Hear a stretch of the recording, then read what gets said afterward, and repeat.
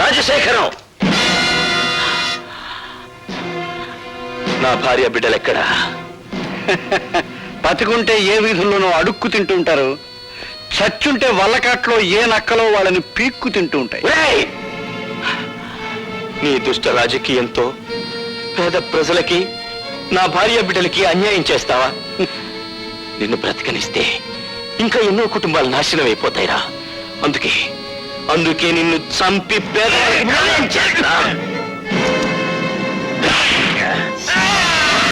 పోలీసులు ఫోన్ చేస్తాను. ఆ విధంగా నేను హంతకున్నయ్యాను. ఆ కత్తితో రాజశేఖరాన్ని చంపగలిగి ఉంటే ఈ రోజున సగర్వంగా నేను హంతకుణ్ణి, నేరస్తూ నేను ఒప్పుకునేవాణ్ణి. కానీ నా మూలంగా జనార్దన్ చనిపోయాడు. అతని కూతురు అనాథయింది బాబు. నాన్న,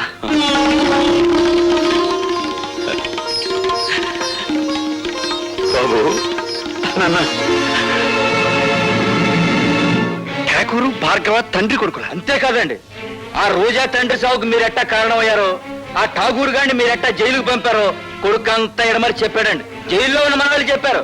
అన్ను 2 బ్యాటరీలు ఒకేసారి ఛార్జింగ్ అవుతుంది, మనం డేంజర్ లో పడకుండా చూడరు. నెగిటివ్ ని పాజిటివ్ తో కలవనివ్వను, నెగిటివ్ తోనే కలపాలి. అర్థమైందండి.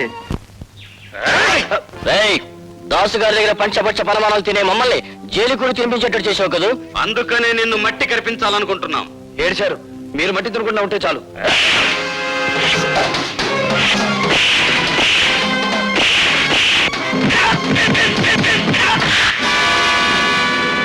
బాబు, భార్గవ, జనార్దన్ నా మూలంగా చనిపోయాడు. నా పాపానికి అతని కూతురు అనాథయింది.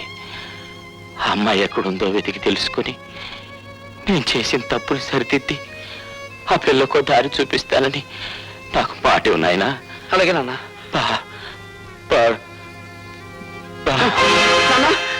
నాన్న,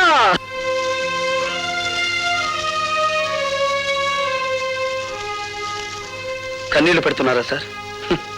ఊరుకోటి సార్, పోలీసులు కన్నీళ్లు పెడితే ప్రజలు నవ్వుతారు. ఇదే శ్మశానంలో ఒకప్పుడు అన్యాయంగా చంపబడ్డ నా తల్లి శవానికి దాన సంస్కారాలు చేశాను. ఇప్పుడు ఇదే శ్మశానంలో దారుణంగా చంపబడ్డ నా తండ్రి చితికి నిప్పంటించాను. ఈ అన్యాయాలు ఇలా సాగిపోతూనే ఉంటాయి. అయినా మా రోదన మీకు వినిపించదు, మా ఆవేదన మీకు కనిపించదు. బట్ మిస్టర్ డీసీపీ, ఇప్పుడు కన్నీళ్లు పెడుతున్న ఈ భార్గవ జైలు బయటకు వచ్చేసరికి భార్గవ రాముడవుతాడు.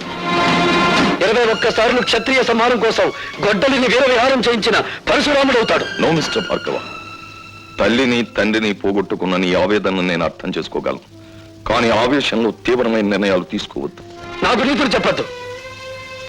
అన్యాయంగా బలైపోయిన వంశానికి వారసుని నేను. అన్యాయాలు నిస్సహాయంగా చూస్తూ నిలబడే రక్షక బట్టల వంశానికి మీరు వారసులు. నాది కష్టాల వంశం, మీది కాకి బట్టల వంశం. దయచేసి నన్ను ఓదార్చడానికి ప్రయత్నించకండి.